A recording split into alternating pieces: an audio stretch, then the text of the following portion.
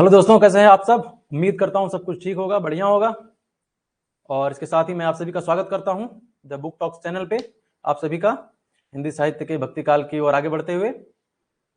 और जल्दी से जल्दी आप अपनी उपस्थिति दर्ज कराएं और सबसे पहले यह बताएं कि मेरी आवाज़ और ये वीडियो क्वालिटी दोनों आप तक ठीक से पहुंच रही है, आप ठीक से सुन पा रहे हैं और हमें देख पा रहे हैं। दोनों चीज़ें ठीक हैं तो आप हमें कमेंट बॉक्स में कमेंट करें, जिससे कि मैं निश्चित या निश्चिंत हो सकूं कि चीज़ें ठीक है और उसके बाद हम लोग आगे बढ़ेंगे। भक्ति काल के निर्गुण शाखा की समाप्ति की ओर हम लोग आज आगे बढ़ेंगे और उसके बाद कल से प्रेमाश्रय शाखा का अध्ययन करेंगे।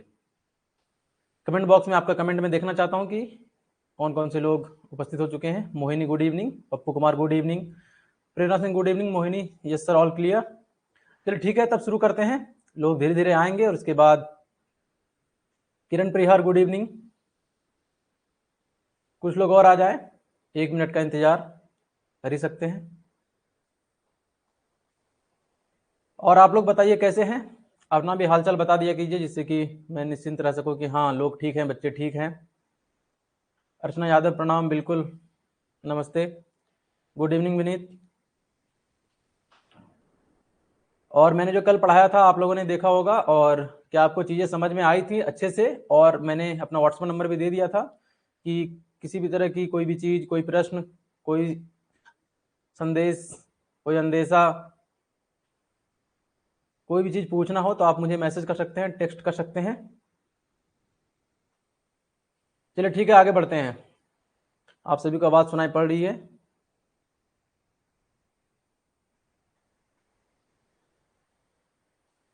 कबीर हम लोगों ने पढ़ लिया था। कबीर के बारे में जो उनके गुण हैं, कबीर जिन जिन चीज़ों पर लिखते हैं, जो जो उनके विषय हैं, उन पर एक एक दोहा और जो भी उनका परिचयात्मक विवरण था, और साथ ही लगभग सब कुछ हम लोगों ने पढ़ लिया है। और इसके अलावा भी कबीर के बहुत सारे दोहे आप लोगों ने याद किए होंगे बचपन में, वो भी एक परिचय है ही। लेकिन ये, चलिए अब कबीर से आगे बढ़ते हैं और रविदास की तरफ चलते हैं। रामानंद जी के 12 शिष्यों में रविदास भी हैं, इनका नाम संत रविदास भी है। और इन्होंने अपने कई पदों में अपना परिचय स्वच्छंद रूप से दिया है। जाके कुटुंब सब ढोर ढोबंत, ढोर समझते ही हैं, भेड़ बकरी, उनको ढोर कहते हैं। फिर ही अजहू बनारसी आसपासा, यानी बनारस के आसपास, उसको बनारस को काशी भी कहते हैं, पता ही है आपको। आचार सहित विप्र करही दंडवती, दंडवत प्रणाम करना, आचार सहित, ठीक से, आचार विचार से, शिष्टाचार से। तीन तने रविदास दासा अनुदासा, तो ये एक सीधा साधा परिचय है। और दूसरी है कहे रविदास विख्यात चमारा, ऐसी मेरी जाति विख्यात चमारा। ये रविदास जी का परिचय है। और आगे चलते हैं, देखते हैं वो क्या कहते हैं, क्योंकि उनके पद प्रभु जी तुम चंदन हम पानी बहुत प्रसिद्ध है, आप लोगों को पता होना चाहिए, पूछी जा सकती हैं। तो बस इतना सही परिचय, ये दोनों जो परिचयात्मक रूप में ये रखे गए हैं, ये पंक्तियां, इनको याद रखिएगा।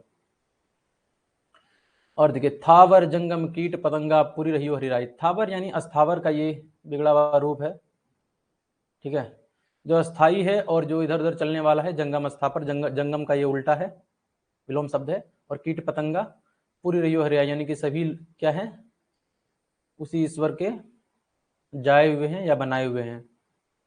प्रभु जी तुम चंदन हम पानी, जाकी अंग अंग बास समानी। प्रभु जी तुम बन घन हम मोरा, जैसे चितवत चंद चिकोरा। ये इन्हीं की है, याद रखिएगा। आज लगभग सारी चीजें तथ्यात्मक होगी। तथ्यात्मक कवियों के परिचयात्मक विवरण होंगे, उसके बाद उनके दोहे होंगे, कवित्व होंगे या सवैया होगा। मैं उन्हें थोड़ा थोड़ा परिचय आपके सामने देता चलूंगा और हम लोग आगे बढ़ते चलेंगे, क्योंकि मुख्य मुख्य लोगों को तो हम लोगों ने पढ़ लिया है। उसके बाद जो भी बच जाते हैं, शेष बच जाते हैं, उनके बारे में भी एक विवरण मैंने दिया हुआ है। तो आगे चलते हैं। इसी तरह आज हम लोग तथ्यात्मक चीजें आपके सामने अधिक होगी, अवधारणात्मक चीजें कम। और एक यहाँ तथ्य है कि वीरभान ने साधु संप्रदाय की स्थापना की। तो साधु संप्रदाय का संबंध किससे है? वीरभान से। वीरभान जो कि उदयदास के शिष्य हैं। वीरभान किसके शिष्य थे? उदयदास के। और उदयदास किसके शिष्य हैं? संत रैदास के। ये कड़ी जुड़ती है, इस कड़ी को आपको याद रखना है। अगले कवि हैं धर्मदास। इनका परिचय रामचंद्र शुक्ल ने कुछ इस तरह से दिया है। यह बांधवगढ़ के रहने वाले थे। धर्मदास कबीर जी के शिष्य थे और कबीर की मृत्यु के बाद उनकी गद्दी इन्हीं को मिली।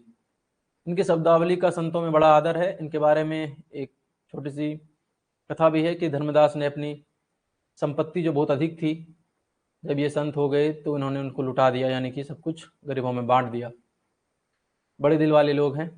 इनका ग्रंथ है अमर सुख निधान, याद रखिएगा, क्योंकि ग्रंथ भी पूछा जाता है और अक्सर ग्रंथ का नाम याद रखने में परेशानी होती है। तो इसलिए जैसे जैसे हम आगे बढ़ते चलें आप उनको रट के याद कर लें, या निमोनिक्स जो भी आप जिनको जैसे याद करने में सुविधा होती है।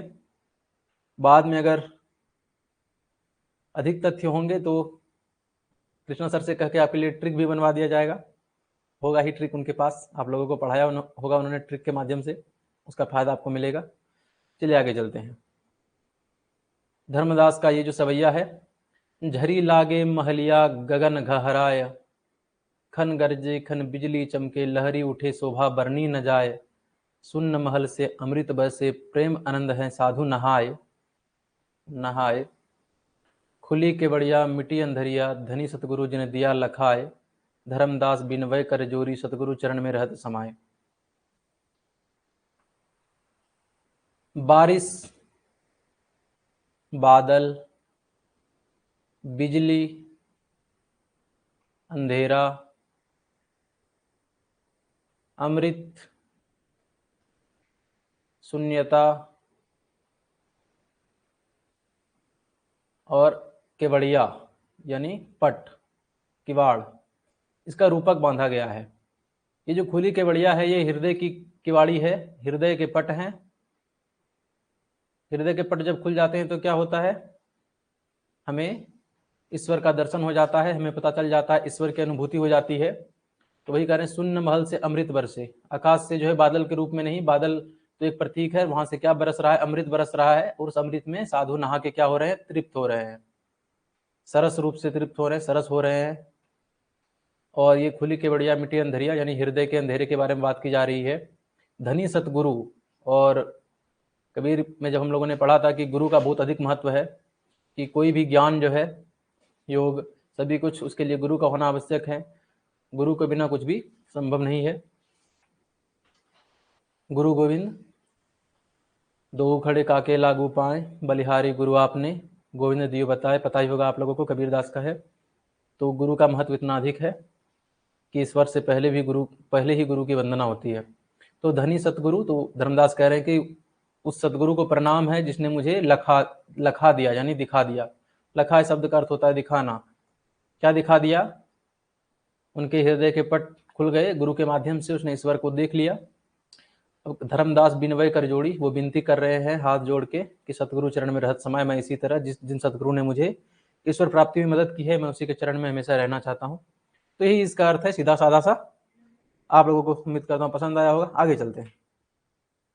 अगले गुरु हैं गुरु नानक। 1469 ईस्वी में इनका जन्म हुआ। ये 1526 जो ये संवत में है। रामचंद्र शुक्ल से चूंकि मैंने इनके परिचयात्मक विवरण उठाए हैं तो ये संवत में ही होंगे। आपको पता है रामचंद्र शुक्ल ने संवत में लिखी है सारी तिथि। इनके ग्रंथ याद रखिएगा, जपू जी, नसीहतनामा, रहीरास, असादीवार, ये चारों ग्रंथ आप कंठस्थ कर लीजिए। गुरु नानक का जन्म संबंध नहीं होगा, संवत होगा, पता नहीं, थोड़ी टाइपिंग मिस्टेक हो जाती है। कार्तिक पूर्णिमा का दिन तलबंडी ग्राम जिला लाहौर में हुआ। शायद ये कार्तिक पूर्णिमा ही गुरु पूर्णिमा होती है शायद सिखों के। इनके पिता का नाम था कालूचंद खत्री, तो उनकी माता का नाम तृप्ता देवी था। यह मैंने पैराग्राफ के रूप में विवरण रख दिए हैं। ऐसे भी मैं लिख सकता था कि माता तृप्ता देवी, पिता कालूचंद खत्री, पत्नी सुलक्षणी देवी, लेकिन मैंने इसको पैराग्राफ के रूप में लिखा है। इनका विवाह गुरुदासपुर के मूलचंद खत्री की कन्या सुलक्षणी देवी से हुआ। उनके दो पुत्र थे, श्रीचंद और लक्ष्मीचंद। बाद में श्रीचंद, ये तथ्य है कि श्रीचंद आगे चलकर उदासी संप्रदाय के प्रवर्तक हुए। तो श्रीचंद उदासी संप्रदाय याद रखिएगा। उदासी संप्रदाय के प्रवर्तक कौन है? श्रीचंद। कबीर दास की प्रेरणा लेकर उन्होंने निर्गुण मत का पंजाब में प्रचार प्रसार किया और सिख संप्रदाय के ये आदि गुरु हुए, पहले गुरु हुए। आपको पता है फिर 10 गुरु हुए सिख संप्रदाय के। 10वें गुरु गोविंद सिंह हैं। 5वें गुरु अर्जुन देव, 9वें गुरु गुरु तेग बहादुर, 10वें गुरु गोविंद सिंह, पता ही है आपको।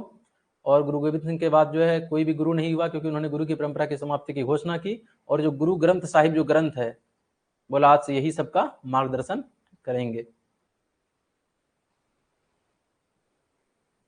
लेकिन ये ध्यान रखना है कि गुरु नानक जो है वो कबीर दास की प्रेरणा लेकर, वहीं से उन्होंने निर्गुण भक्ति की प्रेरणा ली और उसके बाद उन्होंने पंजाब में अपना मत का प्रसार किया और भक्ति भाव से पूर्ण होकर ये भजन गाया करते थे। उन्हीं भजन का संग्रह है आदि गुरु ग्रंथ साहिब में।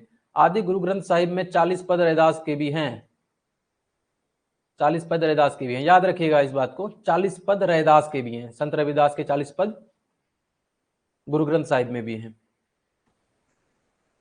उनके भजन पंजाबी भाषा और सामान्य काव्य भाषा हिंदी दोनों में है। सामान्य काव्य भाषा हिंदी का अर्थ अगर माना जाए तो ब्रज मिश्रित, राजस्थानी मिश्रित ब्रज, सामान्यतः यही अर्थ लगाया जाता है निर्गुण भक्ति साहित्य में। ये सामान्य काव्य भाषा हिंदी का, राजस्थानी मिश्रित ब्रज भाषा। उनके भक्ति और विनय के पद दोनों सीधी सरल भाषा में है। सीधी सरल भाषा कहने का अर्थ यहाँ पे विशेषता इसलिए लिया गया कि ये कबीर से प्रेरणा ली इन्होंने। लेकिन कबीर ने जो दोहे कहे हैं उनमें व्यंग है, टेढ़ापन है, वक्रता है, आत्मविश्वास के साथ वो गर्व है, वो अभिमान दिखता है जो चोट करने वाला है। लेकिन गुरु ग्रंथ साहिब में जो गुरु नानक जी के भजन हैं उनके बारे में वो सीधी साधी सरलता है। उनका अहम वहां नहीं है, अहम भाव की शून्यता है। तो ये विशेषता हो जाती है। जो नर दुख में दुख नहीं माने, वह व्यक्ति जो दुख को दुख नहीं मानता है, जब दुख में होता है तो भी वह दुख का शोक नहीं मनाता है। सुख सने अरु भय नहीं जाके, नहीं उसे सुख से, नहीं वह सुख में अधिक खुश होता है और नहीं स्नेह में, और भय नहीं जाके। कंचन माटी जाने, और सोना को जो मिट्टी समझता है, नहीं निंदा नहीं स्तुति जाके। लोभ मोह अभिमाना, हर्ष शोक ते रहे नियारो, नाही मान अभिमाना। नियारो यानी संपृक्त जिसको बोलते हैं, असंपृक्त यानी अलग। नहीं उसको हर्ष से यानी खुशी से प्रभाव पड़ता है, नहीं उसका शोक से प्रभाव पड़ता है, दोनों में एक समान रहना। कहते हैं ना, जब अधिक दुख हो तो भी घबराना नहीं चाहिए, अधिक सुख हो तो भी उछल कूद नहीं मचानी चाहिए। एक तरह से कहें तो मध्यम मार्ग, ना ही मान अभिमाना, नहीं मान नहीं अभिमान, न लोभ मोह निंदा स्तुति, कुछ नहीं।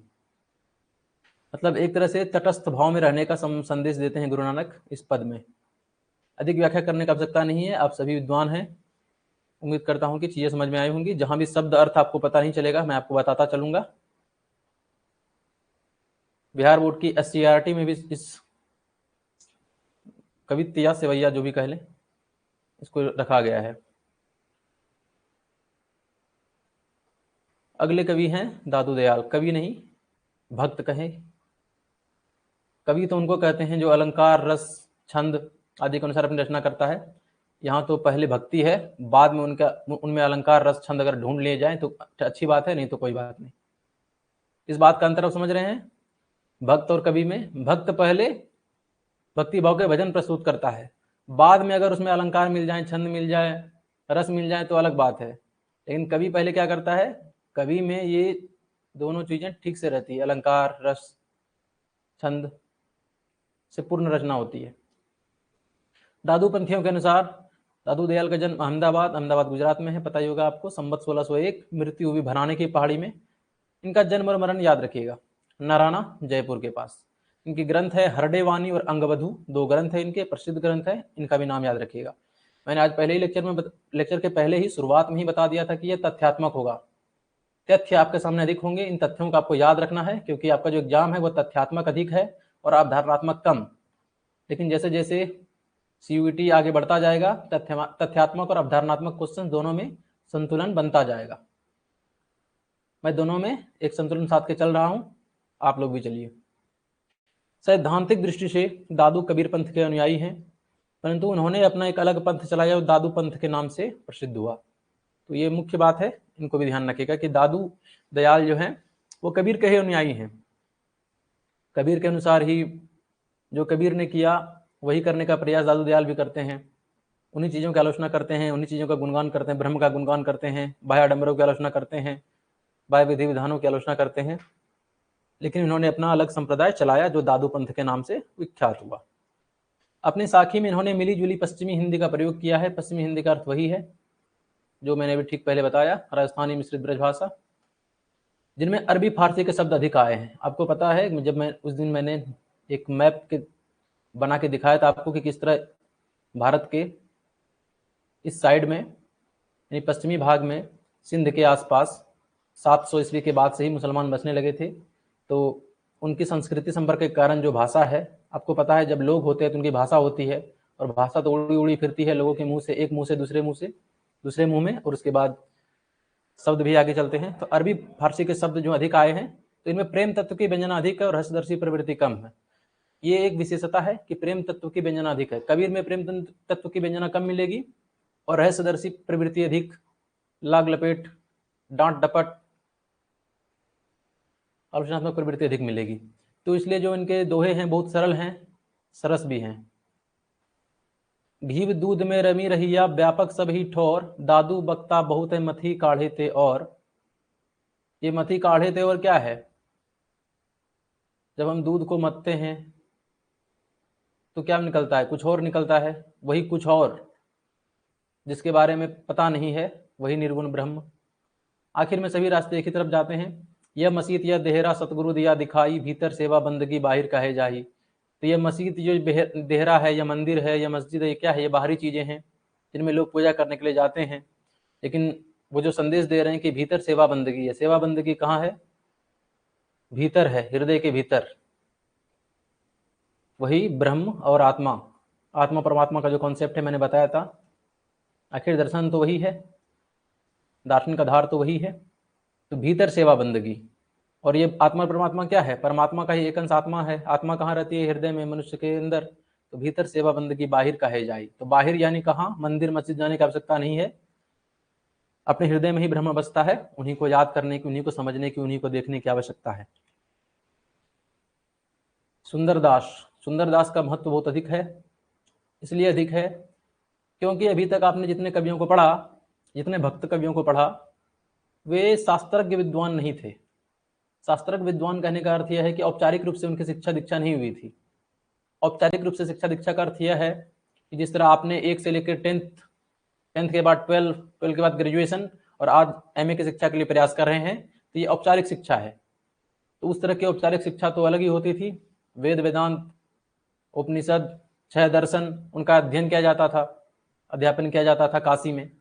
तो सुंदरदास जी ने इनका अध्ययन विधि विधान पूर्वक किया था, इसलिए शास्त्रज्ञ विद्वान की श्रेणी में आते हैं और निर्गुण संप्रदाय से संबंधित है, इसलिए निर्गुण शास्त्रज्ञ विद्वान के रूप में इनका आदर बहुत अधिक है। प्रार्थना शुक्ल की किताब में इनका परिचय कुछ इस प्रकार है। सुंदरदास या खंडेलवाल बनिए थे, यह मिलेगा आपको लगभग सभी के बारे में। बनिए थे, राजपूत थे, तो कायस्थ थे। उस समय तो जो चीजें जिस तरह थी रामचंद्र शुक्ल ने उसी तरह से लिखा, आजकल तो नहीं मिलेगा आपको।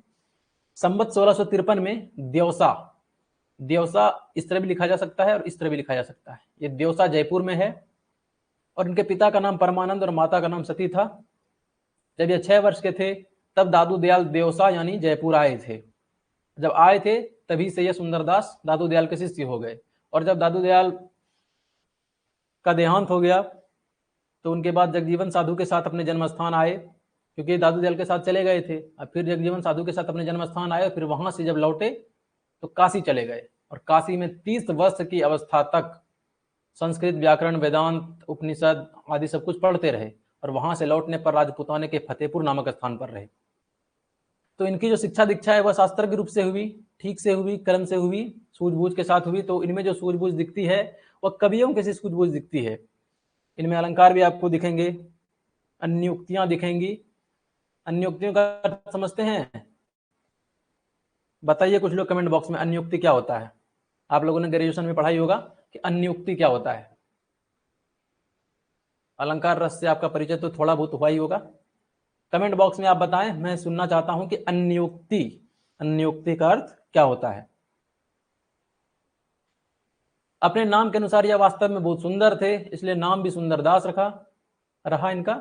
निर्गुण पंक्तियों निर्गुण कवियों में यही एक ऐसे व्यक्ति हुए हैं जिन्हें समुचित शिक्षा दीक्षा मिली थी, जो काव्य कला की रीति से अच्छी तरह परिचित थे।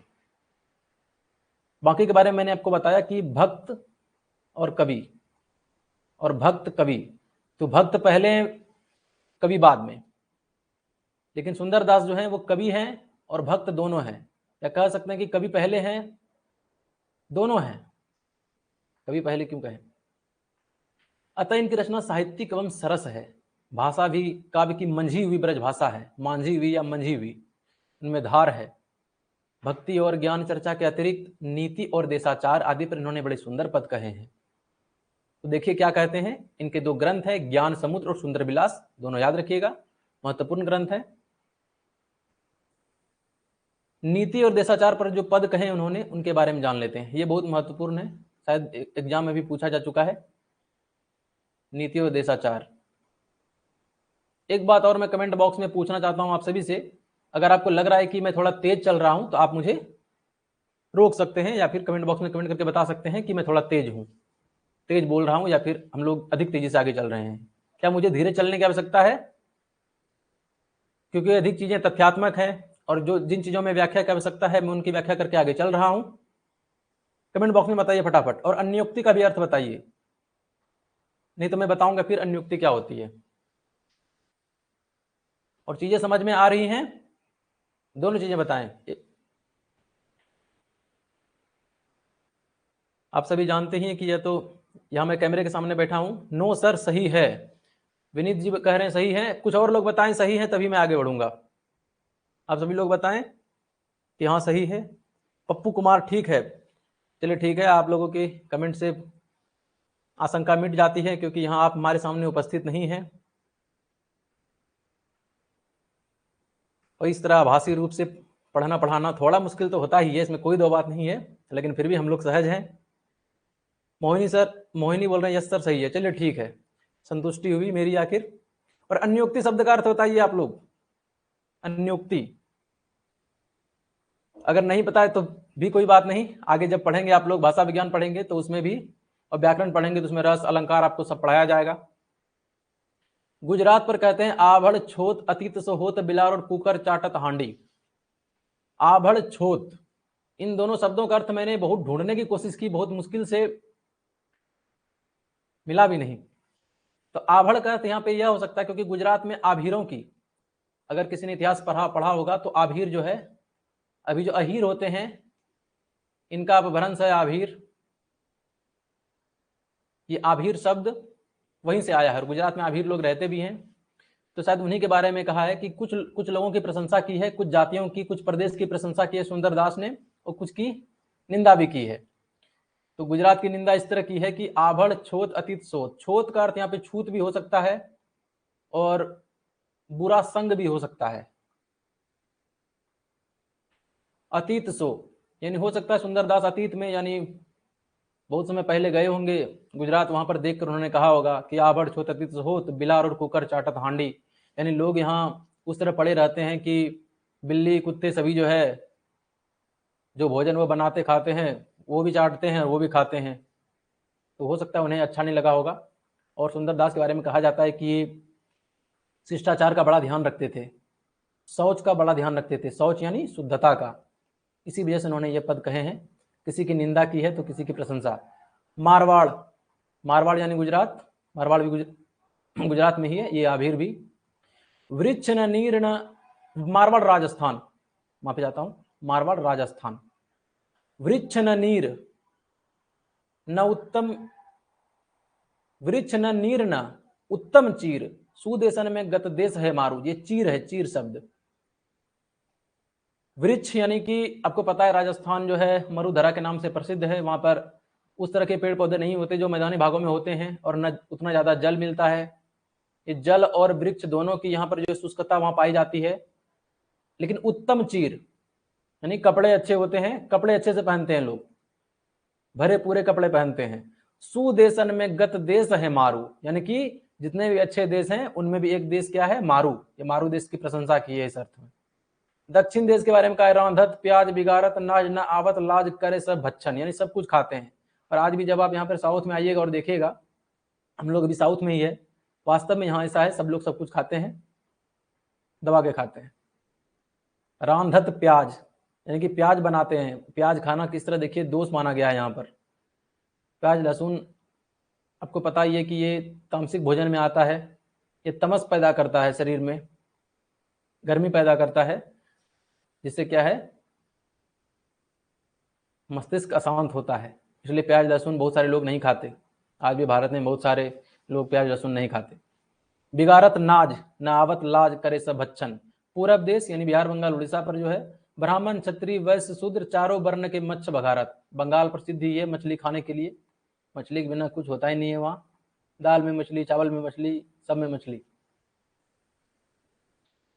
कवित्त है, कवित्त देखिए कितना सुंदर कवित्त इन्होंने कहा है। बोलिए तो तब जब बोलिबे की बुद्धि होए। आप लोग भी सीख लीजिए, ये कितनी अच्छी बात है कि तब बोलिए जब बोलने की बुद्धि होए। अगर बोलने की बुद्धि नहीं है तब मुख मौन गही चुप होए रहिए, तो चुप रहिए। बोलने की अगर बुद्धि नहीं है तो चुप रहना ही बेहतर है। और चुप रहने से क्या होता है पता है आपको? चुप रहने के क्या फायदे हैं? चुप रहने से होता क्या है? चुप रहने से विद्वान और मूर्ख दोनों एक जैसे लगते हैं, लेकिन जैसे उनमें से कोई मूर्ख मुंह खोलेगा तुरंत पता चलेगा कि यह बुद्धिमान है या फिर मूर्ख है। इसलिए चुप रहने को कहा है उन्होंने। जोड़िए तो तब, यानी जोड़िए तब जब जोड़िबे की रीति जाने। तुक छंद अर्थ अनूप जामे लहिए। नहीं तो तुक छंद अर्थ इसका जो है बेकार सा प्रयोग मत कीजिए, कोई अर्थ नहीं है उसका। गाइए तो तब जब गायबे को कंठ हो, श्रवण के सुनत ही मने जाएगा ही। अगर गाने का दिल है तो कंठ होना चाहिए, सुंदर आवाज होनी चाहिए। यह नहीं कि आप कुछ भी गाने लगे और लोग जो है परेशान हो गए आपके गाने से। नहीं तो उससे अच्छा यही है कि सुन के ही मन में चुप रहिए। तूक भंग छंद भंग अर्थ मिले न कछु। अस्थ नहीं है, ये अर्थ है। अर्थ जिसमें तुक भंग हो, छंद भंग हो, अर्थ मिले न कछु। सुंदर कहत ऐसी बानी नहीं कहिए। तो सुंदर दास कहते हैं कि ऐसी बानी कहने की आवश्यकता नहीं है। लेकिन आज जो आधुनिक कविता है, आधुनिक कविता में छंद भंग हो जाता है, तुक भी कहीं नहीं होता है। हाँ, अर्थ तो होगा ही, बिना अर्थ के कविता कैसे होगी? तो तुक भंग और छंद भंग जब हो तो वो भी कविता हो सकती है। आधुनिक काल की कविता तो बहुत सारी ऐसी है ही। निराला ने जो प्रयास किया वो आज तक जो है परंपरा के रूप में चली आ रही है, चलती रहेगी। चलिए आगे चलते हैं। सशिक्षा के कारण यानी सुशिक्षा के कारण विस्तृत दृष्टि प्राप्त होने पर इन्होंने और निर्गुण वीडियो, ये टाइपिंग कैसे गलती हो रही है आज। इन्होंने और निर्गुण कवियों के समान लोक धर्म की अपेक्षा नहीं की है। लोक धर्म कहने का अर्थ यह है कि वह लोग जो समाज के हित के लिए काम करते हैं उनके बारे में अन्य भक्त कवियों ने कुछ कहा नहीं, निर्गुण भक्त कवियों ने। लेकिन सुंदरदास चूंकि शास्त्र की विधि से संस्कृत थे, सुसंस्कृत थे, सुशिक्षित थे, तो उन्होंने पतिव्रता नारियों का, कठिन कर्तव्य पालन करने वाले सूरवीरों का, ये अरुण नहीं है बल्कि युद्ध क्षेत्र का, युद्ध क्षेत्र में कठिन कर्तव्य का पालन करने वाले सूरवीरों आदि के प्रति उनके विशाल हृदय में पूरी जगह थी। और ये कैसे पता चलता है तो देखिए, पति ही सु प्रेम होय, पति ही सु नेम होय, पति ही सु क्षेम होय, पति ही सु रत है, पति ही जग जोग, जग जोग यानी यज्ञ, यज्ञ और योग, पति ही सु नेम नाम, पति से ही जिसका प्रेम है, पति ही से जिसका नाम है, पति ही से जिसका क्षेम है यानी क्षमा है, पति ही से जिसमें जो पति में ही रत है, पति ही यज्ञ जोग, पति ही रस भोग, पति ही सु मिटे शोक, शोक यानी शोक, शोक हर्ष शोक, पति ही सो जत है, पति ही सो ज्ञान ध्यान, पति ही से पुण्य दान, पति ही है तीर्थ नहान, पति ही को मत है, पति बिनु पति नाही, पति बिनु गति नाही, सुंदर सकल विधि एक पतिव्रत है। तो उन पतिव्रता स्त्रियों की प्रशंसा की है सुंदरदास ने, जो कि पति को ही सब कुछ मानती है। पति ही धर्म है, पति ही अर्थ है, पति ही काम है, पति ही मोक्ष है, सब कुछ एक पतिव्रता नारियों की उन्होंने बड़ी प्रशंसा की है। खैर आजकल तो ये सब विधि विधान टूटते दिखाई देते हैं और वो भी अच्छे ही माने जाते हैं। आज सुंदरदास होते तो पता नहीं क्या क्या कहते। अगले है मलूक दास। अजगर करे न चाकरी, पंछी करे न काम, दास मलूका कह गए सबके दाता राम। आलसियों का जो ये मूल मंत्र है इन्हीं का है। इसका अर्थ यह नहीं कि इन्होंने आलसी होने का कोई मंत्र दिया था कि जिस तरह अजगर करे न चाकरी, पंछी करे न काम, दास मलूका कह गए सबके दाता राम, वो इसलिए कहा क्योंकि ये जो नियतिवाद है एक तरह का कि दुनिया में सबकी पूर्ति भगवान करता है, ईश्वर करता है, ब्रह्म करता है, उन्हीं के बारे में कहा है कि अजगर करे न चाकरी, पंछी करे न काम, दास मलूका कह गए सबके दाता राम। किसी न किसी तरह सबकी पूर्ति होती ही है। तो उनको आलसियों ने अपना मूल धर्म अपना लिया और मलूक दास को अपना गुरु मान लिया। गलत बात है। जन्म है संवत 1631, कड़ा स्थान है जिला इलाहाबाद, संवत 1739 में इनकी मृत्यु है। इनके दो पुस्तक प्रसिद्ध हैं, रत्न खान और ज्ञानबोध। आप लोग माफ करेंगे आज, क्योंकि आज बहुत सारी जो टाइपिंग मिस्टेक्स हमें दिखाई पड़ रही हैं, इतना नहीं होना चाहिए। रत्न खान और ज्ञानबोध। इनकी भाषा में बोल चाल की खड़ी बोली का पुट होते हुए भी अरबी और फारसी के शब्दों की भी भरमार है। तो अरबी और फारसी शब्द कैसे आए मैंने आपको बताया ही। अब तो ये कविता देखिए। अब तो अजपा जपू मन मेरे, सुर नर असुर टहलुआ जाके, मुनि गंधर्व हैं जाके चेरे। जाके चेरे, चेरी मना होते दासी, दास नौकर। टहलुआ मतलब कौन? टहलुआ उसी को बोलते हैं जो आगे पीछे घूमता है। और क्या बोल रहे हैं, वो जो ब्रह्म है उसके आगे पीछे कौन है? सुर नर असुर टहलुआ हैं, उनके आगे पीछे घूमने वाले हैं। मुनि गंधर्व उनके कौन है? दास हैं। तो किनके बारे में बात कर रहे हैं? अप्रत्यक्ष रूप से उसी ब्रह्म के बारे में बात कर रहे हैं। 10 अवतारी देखी के, 10 अवतार देख के मत भूलो ऐसे रूप घनेरे। तो उनका जो रूप है वो घनेरा है, बहुत सुंदर है, अति सुंदर है। सबसे पहले तो वह निर्गुण है, वह तो किसी रूप में आ नहीं सकता है, लेकिन फिर भी जब हृदय में उस ज्योति की प्राप्ति होती है, जब वह ज्योति हृदय में दिखाई पड़ती है तो वास्तव में बहुत सुंदर होती है। आप लोगों में किसी को भगवान के दर्शन हुए हैं हृदय में ज्योति के? तो आप लोगों को भी बड़ा सुंदर लगा होगा, अगर हुए हैं तो। नहीं तो आप कैसे समझ पाएंगे? अलख पुरुष के हाथ बिकाने, जब ते नैननी हेरे। नैननी यानी आंखों से, जब आप आंखों से उसे देखते हैं, हेरते हैं, हेरना का अर्थ होता है देखना, आंखों से देखते हैं। दिखता क्या है? वो तो निर्गुण है, वह तो ज्योति के रूप में दिखता है, प्रकाश के रूप में दिखता है। अलख पुरुष, अलख यानी वह पुरुष जो दिखता नहीं है, लेकिन जब हृदय में उसका प्रकाश उत्पन्न होता है तब आंखों से दिखता है। यह देखना कुछ अलग तरह का देखना है। जिस तरह दर्शन का अर्थ होता है ना, दर्शन फिलॉसफी, इस दर्शन का अर्थ आंखों से देखना नहीं, वह सूक्ष्म दृष्टि से देखना, वही सूक्ष्म दृष्टि की बात कर रहे हैं। कह मलुक तू चेत अचेता, काल ना आवे नेरे। तो है ही वह तो काल से, काल में नहीं आता है, काल के प्रवाह में वह नहीं है। वह जो तत्व है, जो ईश्वर है, वह ब्रह्म है, वह किसी काल के घेरे में नहीं आता है। चेत अचेता यानी कि चेत की स्थिति में भी और अचेत की स्थिति में भी। चलिए आगे चलते हैं। शब्दों को शब्दार्थ बताना और उसके बारे में एक सीधी साधी व्याख्या कर देना मेरा काम है। अगर आप लोग कहेंगे तो फिर विस्तृत व्याख्या की भी अपेक्षा करेंगे तो कोई बात नहीं, मैं कर सकता हूं।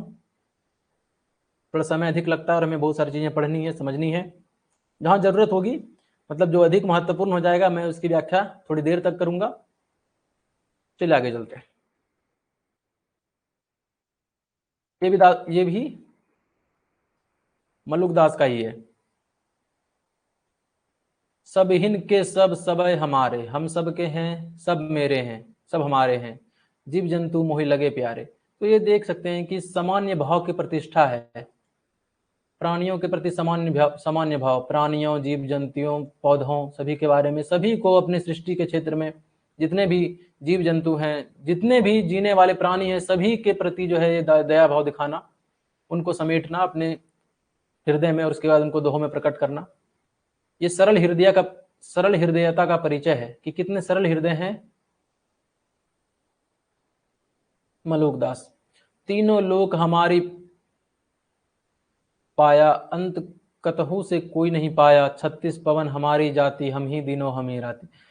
ये 36 पवन जो है ना, ये शास्त्रों में है।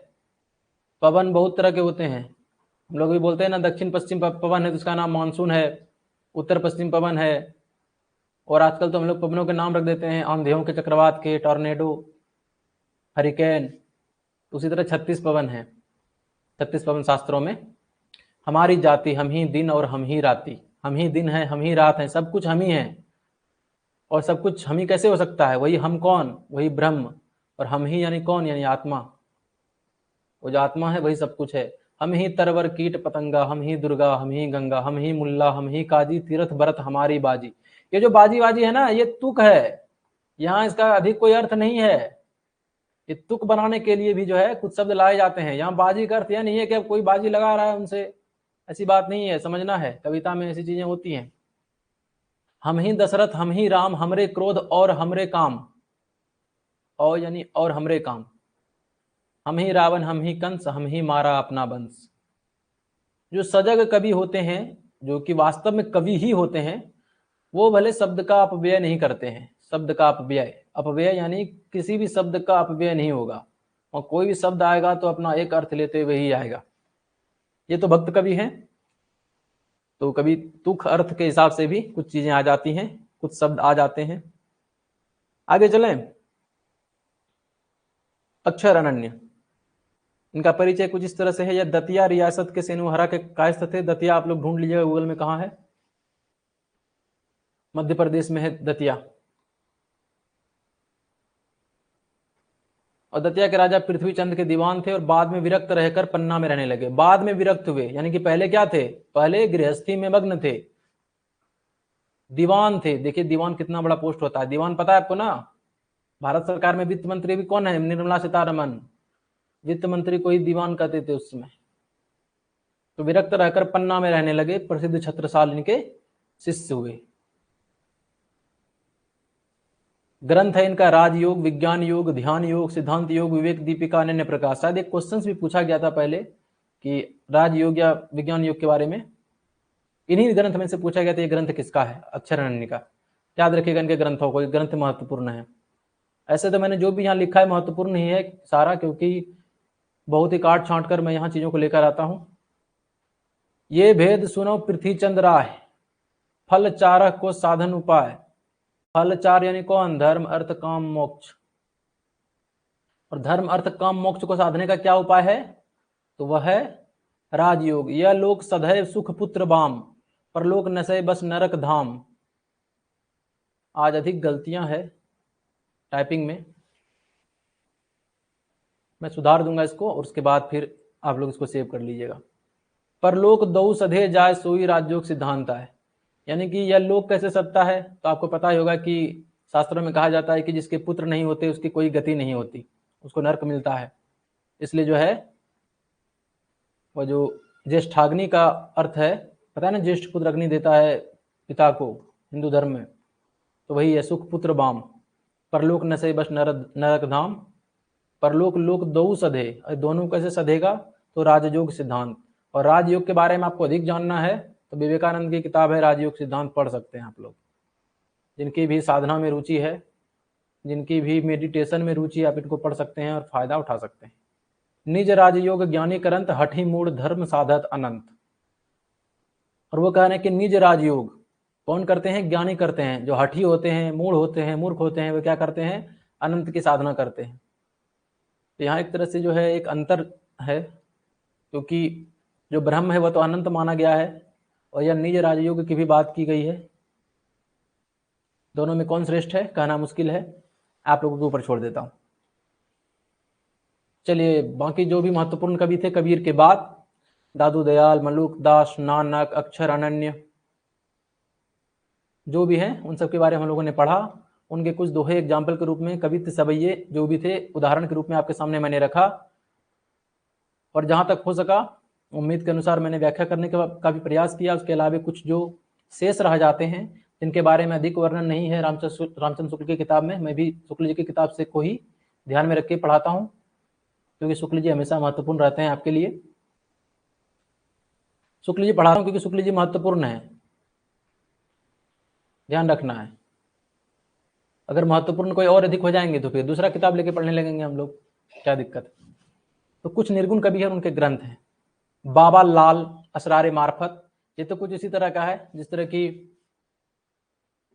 इस तरफ लेखक हैं यानी कि कवि और इस तरफ उनके ग्रंथ हैं, तो आपको याद करना है। अष्टपति योग ग्रंथ ब्रह्म स्तुति हरिदास निरंजन का ग्रंथ है। सबबंगी और छप्पे ये दो ग्रंथ है अलग अलग, ये रज्जब के हैं। सिंगा जी की वाणी, सिंगा जी के उपदेश, ये सब सिंगा का है। सिंगा जी, जैसे ही सिंगा जी आ जाएगा तो आप लोग जान ही जाएंगे कि सिंगा जी का है। गुरु अर्जुन देव का सुखमणि और 52 अखरी, 52 अखरी यानी 52 अक्षर, हिंदी में शायद 52 अक्षर ही है। निपट निरंजन शांत सरसी ये ग्रंथ है निपट निरंजन का। तुलसी साहब, ये तुलसी दास नहीं है, ये तुलसी साहब हाथरस वाले हैं, हाथरस भी यूपी में ही है। इनका घट रामायण पूछा गया था एग्जाम में, घट रामायण। और इनके अलावा रत्न सागर और शब्दावली इनकी रचना है। दरिया साहब ज्ञान दीपक और दरिया सागर। तो ये सभी जो लेखक मैंने शेष रूप में रखे हैं ये भी बहुत महत्वपूर्ण है, इनको याद कर लीजिएगा रट्टा मार के, जिस तरह मैंने भी रट्टा मार के याद किया था, आप लोग भी कर लीजिए। ब्रज चरित्र चरणदास, सहज प्रकाश सहजोबाई, प्रेम प्रकाश धरणीदास, जगजीवन दास का ज्ञान प्रकाश और महाप्रलय। इसके अलावा कल और अगर कोई शेष होगा तो मैं उनको लेकर आपके सामने आऊंगा। और उसके बाद प्रेम मार्गी शाखा की तरफ आगे बढ़ेंगे, जिसके महत्वपूर्ण कवि हैं जायसी। जायसी से पहले पढ़ेंगे कुतुबन और मंझन, कुतुबन और मंझन। कुतुबन मंझन के बाद फिर नूर मोहम्मद, शेख नबी, इनको पढ़ेंगे। कुल मिला के 6 हैं। जायसी इनमें लीड करते हैं प्रेम मार्गी शाखा को। प्रेम मार्गी शाखा को पढ़ने से पहले साधनात्मक रहस्यवाद हम लोगों ने पढ़ लिया था, साधनात्मक रहस्यवाद हम लोगों ने पढ़ लिया था। भावनात्मक रहस्यवाद या भावात्मक रहस्यवाद कल पढ़ेंगे, क्योंकि ये दार्शनिक पृष्ठभूमि है। और उसके बाद हम लोग आगे बढ़ेंगे और प्रेम मार्गी शाखा को अध्ययन करेंगे। प्रेम मार्गी शाखा के बाद पढ़ेंगे सगुण भक्ति। सगुण भक्ति में फिर जो दार्शनिक पृष्ठभूमि है, जिनमें शुद्धाद्वैत है, विशिष्टाद्वैत है, द्वैताद्वैत है और द्वैतवाद है, इन चारों दर्शनों को पढ़ेंगे, क्योंकि दार्शनिक पृष्ठभूमि है सगुण भक्ति की। सगुण भक्ति में 2 शाखाएं हैं, आपको पता ही होगा, राम भक्ति और कृष्ण भक्ति शाखा। तो राम भक्ति शाखा और कृष्ण भक्ति शाखा, राम भक्ति शाखा को लीड करते हैं तुलसीदास और कृष्ण भक्ति शाखा को कौन करते हैं? सूरदास। तुलसीदास और सूरदास का व्यापक रूप में अध्ययन करेंगे और उसके साथ जो भी महत्वपूर्ण है उनका भी अध्ययन करते चलेंगे। तो ये रूपरेखा है, कैसे पढ़ेंगे हम लोग आगे। आज जो भी मैंने आपके सामने चीजें रखी उनमें तथ्यात्मक चीजें अधिक थी और कुछ जो दोहे थे उनके बारे में व्याख्या करना, उनके शब्द का अर्थ बतलाना मेरा काम था। आप लोग स्वयं विद्वान हैं, अपनी अपनी व्याख्या कर सकते हैं, और नहीं कोई समस्या आती है तो फिर मैं हूं ही आपके सामने। आप मुझे टेक्स्ट कर सकते हैं चीजों को। कल भी मैंने अपना नंबर बता दिया था, मुझे व्हाट्सअप कर सकते हैं 8084273384। कमेंट बॉक्स में बताइए कि चीजें अच्छी रही, और यह भी बताइए कि अन्योक्ति का अर्थ किन किन को पता है। आप लोगों ने कमेंट किया कि नहीं, अन्योक्ति किसको कहते हैं? बताइए आप लोगों ने नहीं बताया कमेंट बॉक्स में कि अन्योक्ति किसको कहते हैं। अन्योक्ति,